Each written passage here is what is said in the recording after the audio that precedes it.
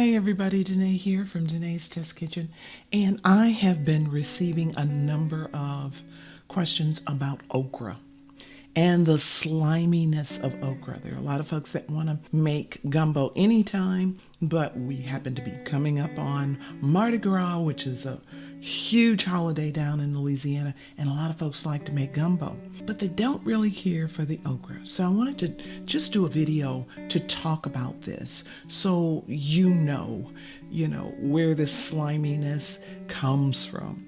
Why is okra slimy? Well, okra pods are known as mucilaginous. Yeah, that's a mouthful, which really results in its sliminess, its gooey mouthfeel. And this mucilage or slime contains soluble fiber that we actually can digest. A quick food fact: did you know okra can help relieve constipation? Just thought you ought to know. Okay, let's jump into a little bit more about okra.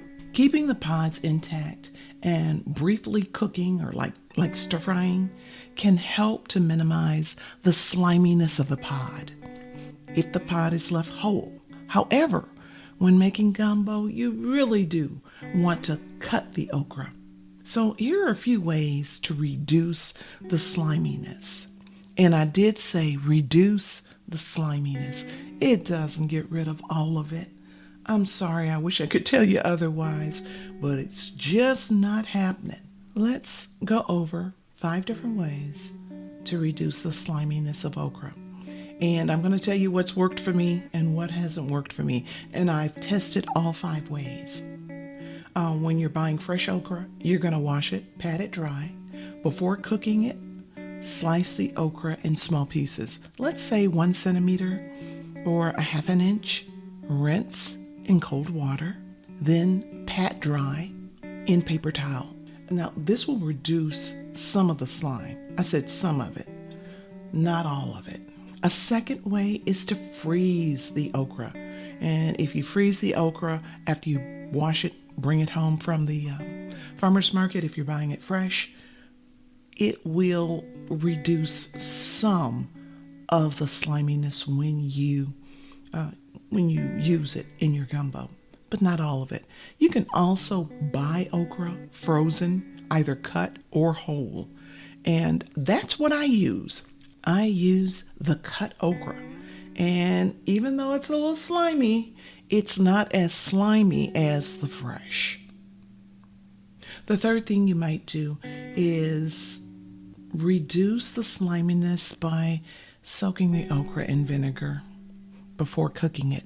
Now, I've tried this, and I'm going to be honest with you guys. The only thing I found is that my okra got a little tough, and I think that's because of the vinegar.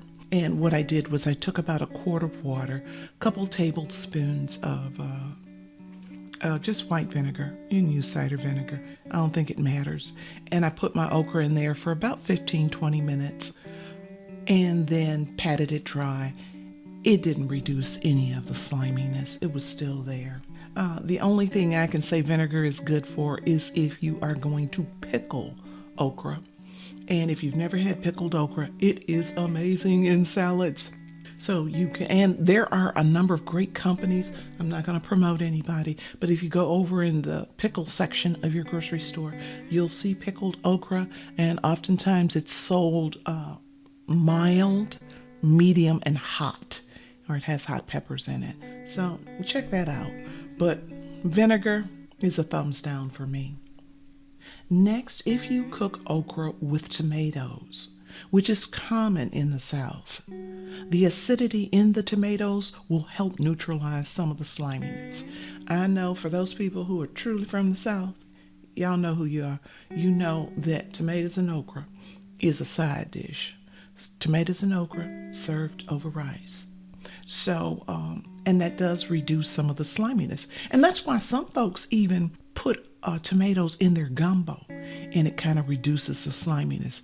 But word of caution, you can put tomatoes in gumbo, But what tomatoes are highly acid, and what they can do over time, if you don't eat all that gumbo and you think you're going to put it in the freezer, is it will turn your gumbo a little rancid, a little sour. So really be careful about that. And, well, of course, the last method that I have is to fry or saute your okra.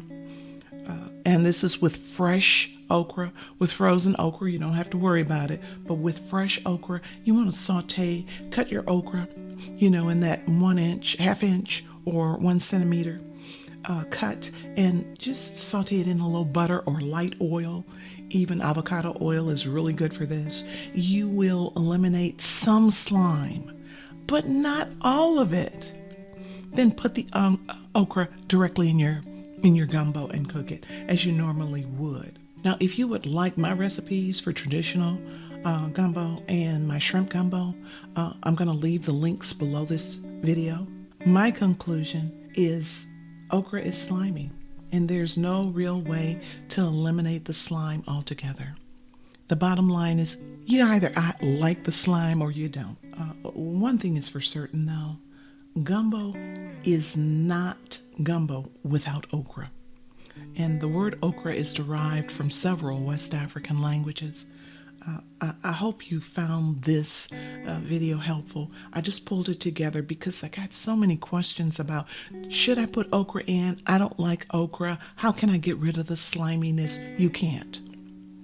You can reduce it, but getting rid of it altogether is not going to happen by the nature of the vegetable. It's just a slimy vegetable. Now, I hope, like I said, you found this information useful. Please subscribe, hit that notification bell, and guys, I'll see you in the next video.